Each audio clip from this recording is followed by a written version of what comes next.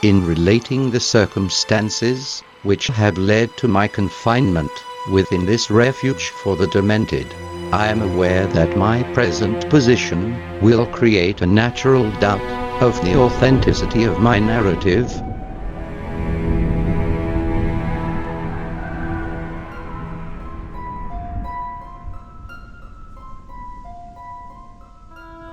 It is an unfortunate fact that the bulk of humanity is too limited in its mental vision to weigh with patience and intelligence those isolated phenomena, seen and felt only by a psychologically sensitive few, which lie outside its common experience.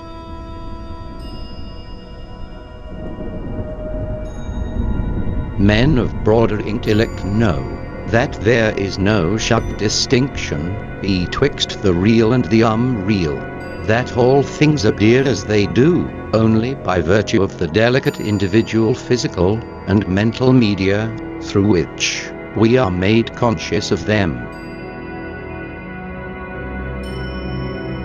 But the prosaic materialism of the majority condemns as madness the flashes of supersight which penetrate the common veil of obvious empiricism.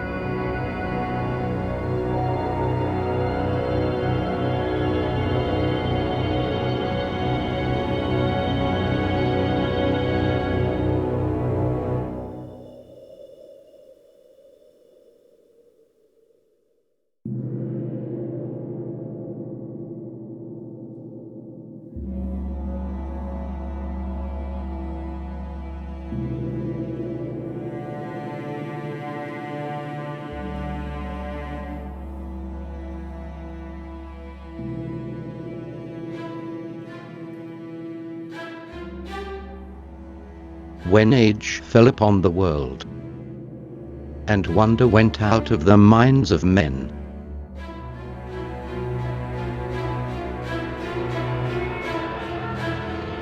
when grey cities reared to smoky skies, tall towers grim and ugly, in whose shadow none might dream of the sun, or of spring's flowering meads, when learning stripped the earth of her mantle of beauty, and poets sang no more of twisted phantoms, seen with bleared and inward-looking eyes,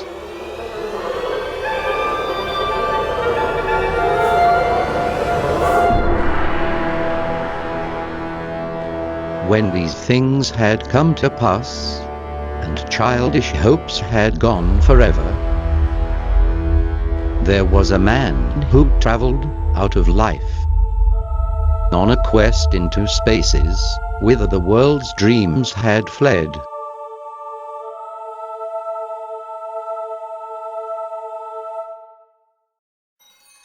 When Randolph Carter was 30, he lost the key of the gate of dreams. Prior to that time, he had made up for the prosiness of life by nightly excursions to strange and ancient cities beyond space, and lovely, unbelievable garden lands across ethereal seas. But, as middle age hardened upon him, he felt those liberties slipping away, little by little, until at last he was cut off altogether. No more could his galleys sail up the river Ukrainos, past the gilded spires of Thran, or his elephant caravans tramp through perfumed jungles in Cled, where forgotten palaces, with veined ivory columns, sleep lovely and unbroken under the moon.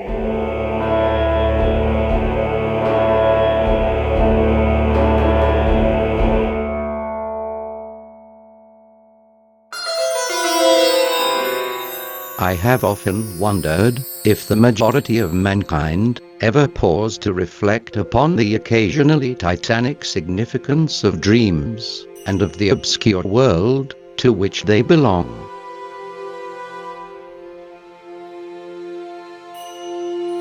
Whilst the greater number of our nocturnal visions are perhaps no more than faint and fantastic reflections of our waking experiences, Freud to the contrary with his puerile symbolism, there are still a certain remainder whose mundane and ethereal character permit of no ordinary interpretation, and whose vaguely exciting and disquieting effect suggests possible minute glimpses into a sphere of mental existence, no less important than physical life, yet separated from that life by an all but impassable barrier. From my experience I cannot doubt but that man, when lost to terrestrial consciousness, is indeed sojourning in another and uncorporeal life of far different nature from the life we know, and of which only the slightest and most indistinct memories linger after waking. From those blurred and fragmentary memories we may infer much, yet prove little. We may guess that in dreams, life, matter, and vitality, as the earth knows such things, are not necessarily constant, and that time and space do not exist, as our waking selves comprehend them.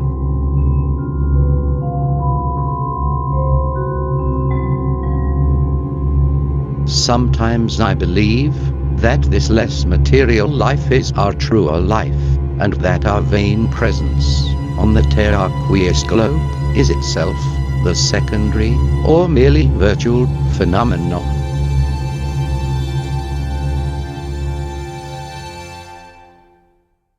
There is talk of apportioning Randolph Carter's estate among his heirs, but I shall stand firmly against this course, because I do not believe he is dead. There are twists of time and space, of vision and reality, which only a dreamer can divine, and from what I know of Carter, I think he has merely found a way to traverse these mazes. Whether or not he will ever come back, I cannot say. He wanted the lands of dream he had lost, and yearned for the days of his childhood. Then he found a key, and I somehow believe he was able to use it to strange advantage.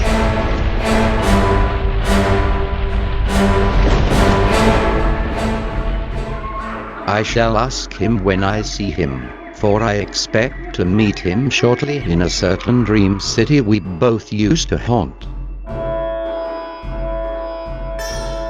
It is rumored in Ulthar, beyond the river sky, that a new king reigns on the opal throne of Electhard.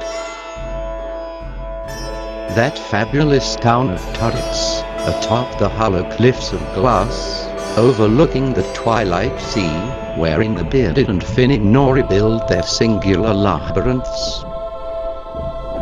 And I believe I know how to interpret this rumor. Certainly, I look forward impatiently to the sight of that great silver key, for in its cryptical arabesques there may stand symbolized all the aims and mysteries of a blindly impersonal cosmos.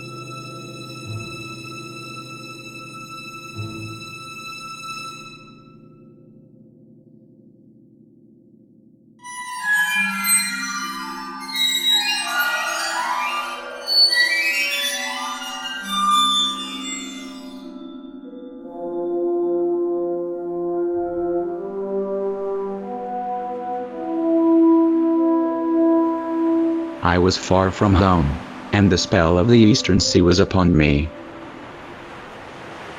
In the twilight, I heard it pounding on the rocks, and I knew it lay just over the hill, where the twisting willows writhed against the clearing sky, and the first stars of evening. and because my fathers had called me to the old town beyond, I pushed on, through the shallow new fallen snow, along the road, that soared lonely, up to where Aldebaran twinkled among the trees. On toward the very ancient town I had never seen, but often dreamed of.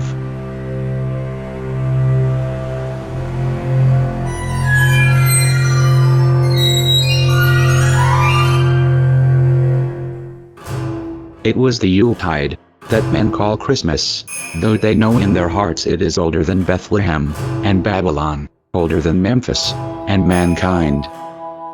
It was the Yuletide, and I had come at last to the ancient sea town where my people had dwelt, and kept festival, in the elder time when festival was forbidden.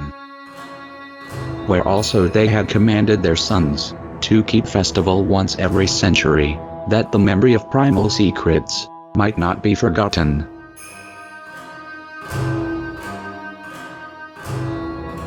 Mine were an old people, and were old even when this land was settled, 300 years before.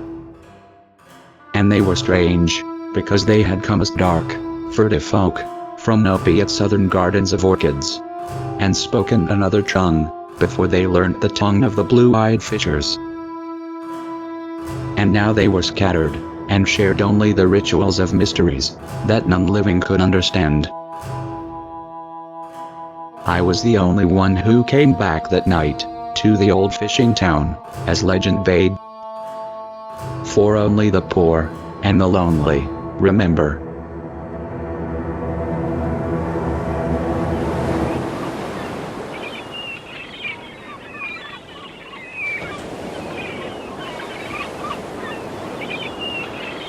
In the morning, mist comes up from the sea, by the cliffs beyond Kingsport. White and feathery it comes, from the deep to its brothers the clouds. Full of dreams of dank pastures, and caves of Leviathan. And later, in still summer rains, on the steep roofs of poets, the clouds scatter bits of those dreams. That men shall not live without rumor of old strange secrets, and wonders that planets tell planets alone in the night. When tales fly thick in the grottos of tritons, and conchs in seaweed cities, blow wild tunes learned from the elder ones. Then great, eager mists, flock to heaven laden with lore. And oceanward eyes on the rocks see only a mystic whiteness, as if the cliff's rim were the rim of all earth, and the solemn bells of Dewey's tolled free in the ether of fairy.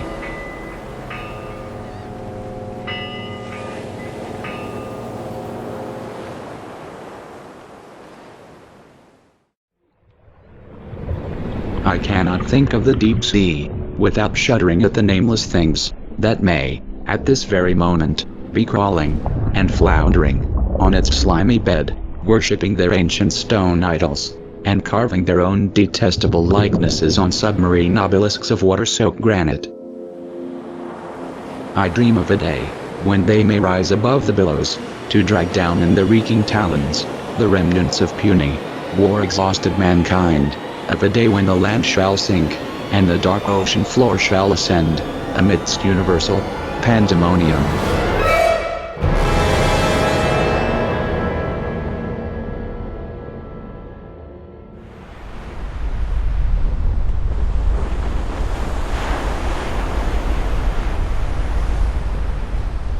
But more wonderful than the lore of old men, and the lore of books, is the secret lore of ocean.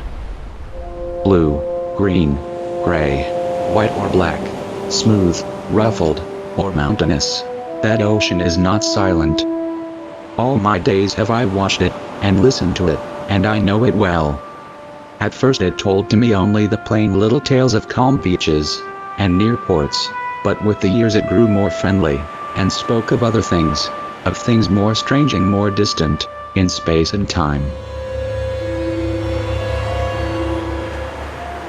Sometimes at twilight, the gray vapors of the horizon have parted, to grant me glimpses of the ways beyond.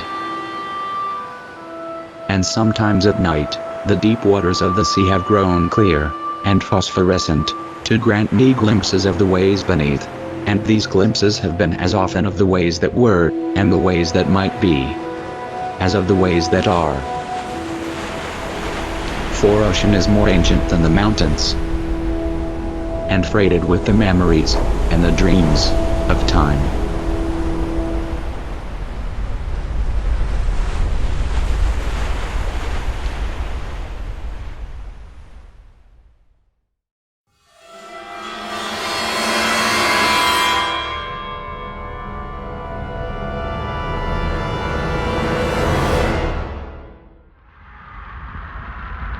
The nethermost caverns, wrote the mad Arab, are not for the fathoming of eyes that see, for their marvels are strange and terrific.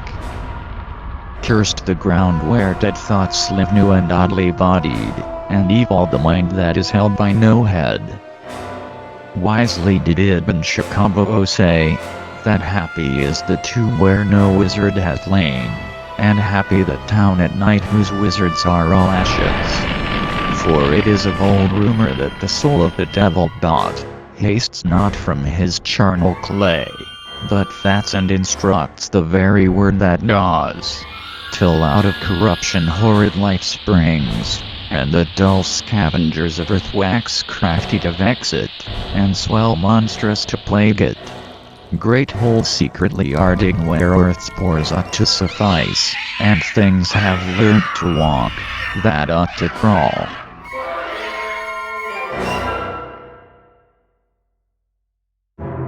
It had been an eldritch thing. No wonder sensitive students shudder at the Puritan age in Massachusetts. So little is known of what went on beneath the surface. So little, yet such a ghastly festering, as it bubbles up putrescently in occasional ghoulish glimpses. The witchcraft terror is a horrible ray of light on what was stewing in men's crushed brains. But even that is a trifle. There was no beauty, no freedom. We can see that from the architectural and household remains, and the poisonous sermons of the cramped divines.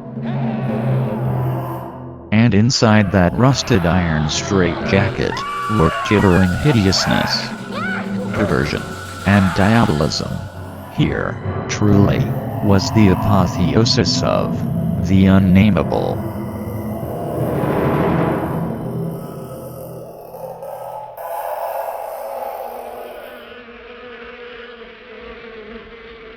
Avenues of limitless night seemed to radiate in every direction, till one might fancy that here lay the root of a contagion destined to sicken and swallow cities, and engulf nations in the fetter of hybrid pestilence. Here cosmic sin had entered, and festered by unhallowed rites had commenced the grinning march of death, that was to rot us all to fungus abnormalities too hideous for the grave's holding. Satan here held his Babylonish court, and in the blood of stainless childhood the leprous limbs of phosphorescent Lilith were laved. Incubi and succubi howled praise to Hecate, and headless moon calves bleated to the Magna Mater. Goats leapt to the sound of thin accursed flutes, and Egyptians chased endlessly after misshapen fawns, over rocks twisted like swollen toads. Moloch and Ashtaroth were not absent, for in this quintessence of all damnation the bounds of consciousness were let down, and man's fancy lay open to vistas of every realm of horror and every forbidden dimension that evil had power to mold. The world and nature were helpless against such assaults from unsealed wells of night. Nor could any sign or prayer check the Walpurgis riot of horror which had come, when a sage, with the hateful key, had stumbled on a hoard, with the locked and brimming coffer of transmitted demon lore.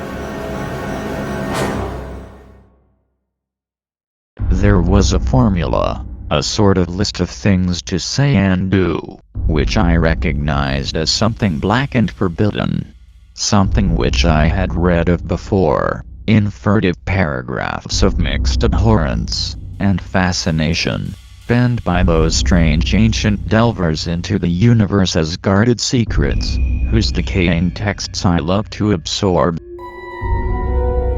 It was a key, a guide, to certain gateways and transitions, of which mystics have dreamed and whispered since the race was young, and which lead to freedoms and discoveries beyond the 3 dimensions and realms of life and matter that we know.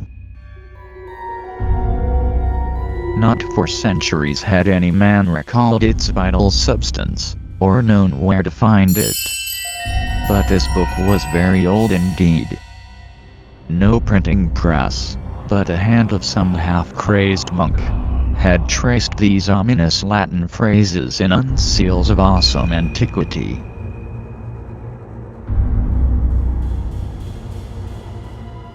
I remember the night I made the 5 concentric circles of fire on the floor, and stood in the innermost one chanting that monstrous litany the messenger from Tartary had brought.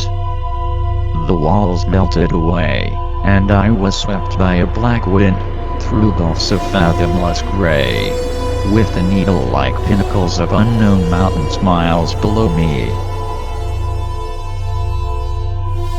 After a while there was utter blackness, and then the light of myriad stars, forming strange, alien constellations. Finally I saw a green-lit plain far below me, and discerned on it the twisted towers of a city built in no fashion I had ever known, or read, or dreamed of. As I floated closer to that city, I saw a great square building of stone in an open space, and felt a hideous fear clutching at me. I screamed, and struggled, and after a blankness was again in my attic room, sprawled flat over the 5 phosphorescent circles on the floor. In that night's wandering there was no more of strangeness than in many a former night's wandering. But there was more of terror, because I knew I was closer to those outside gulfs and worlds than I had ever been before. Thereafter I was more cautious with my incantations, for I had no wish to be cut off from my body, and from the earth, in unknown abysses, whence I could never return.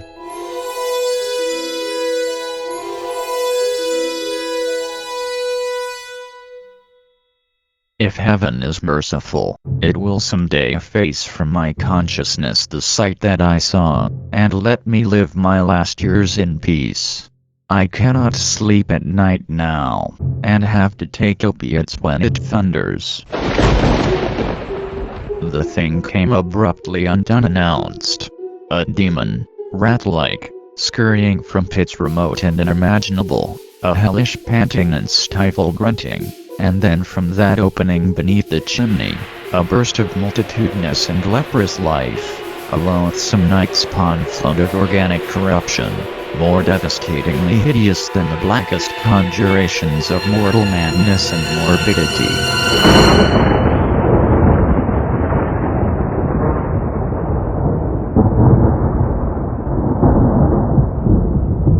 Seething, stewing, surging, bubbling like serpent slime, it rolled up and out of that yawning hole, spreading like a septic contagion, and streaming from the cellar at every point of egress, streaming out to scatter through the accursed midnight forests, and strew fear, madness, and death.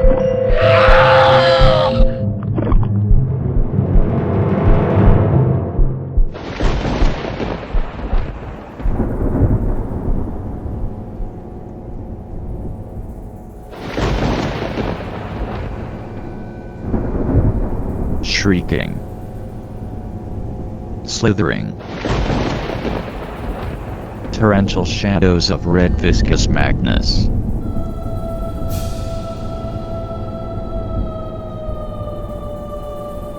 Chasing one another through endless ensanguined corridors of purple fulgurous sky.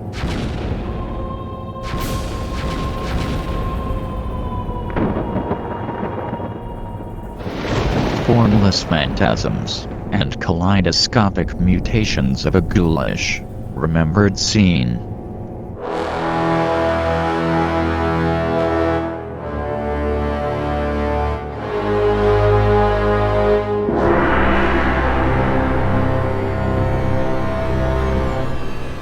Forests of monstrous overnourished oaks, with serpent roots twisting and sucking unnameable juices from an earth verminous with millions of cannibal devils. Mound-like tentacles groping from underground nuclei of polypus perversion.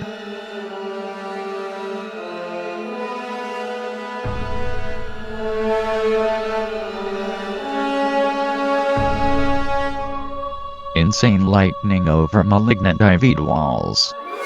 And demon arcades choked with fungus vegetation.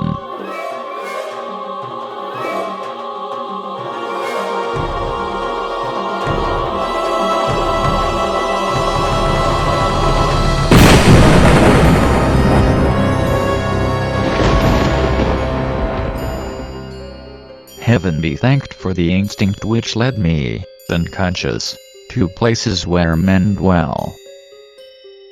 To the peaceful village that slept under the calm stars of clearing skies.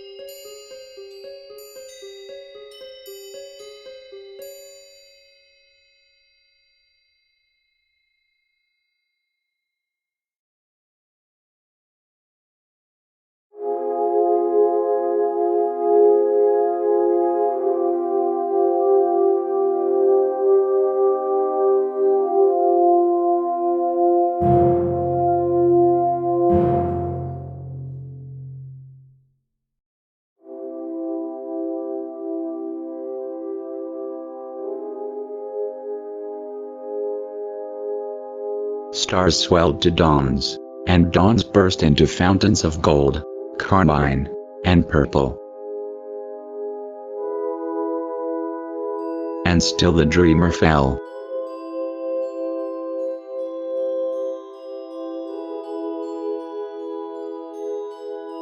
Cries rent the ether, as ribbons of light beat back the fiends from outside. And hoary Notans raised a howl of triumph, when Nyarlathotep, close on his quarry, stopped baffled by a glare that seared his formless hunting horrors to grey dust.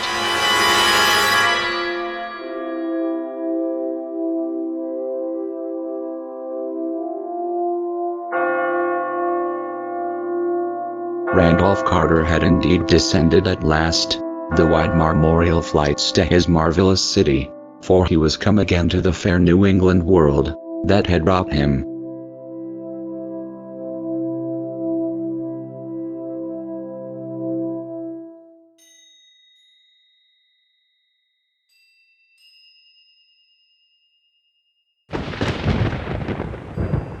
The most merciful thing in the world, I think, is the inability of the human mind to correlate all its contents. We live on a placid island of ignorance, in the midst of black seas of infinity, and it was not meant that we should voyage far. The sciences, each straining in its own direction, have hitherto harmed us little. But someday the piecing together of dissociated knowledge will open up such terrifying vistas of reality, and of our frightful position therein, that we shall either go mad from the revelation, or flee from the light, into the peace and safety of a new, dark age.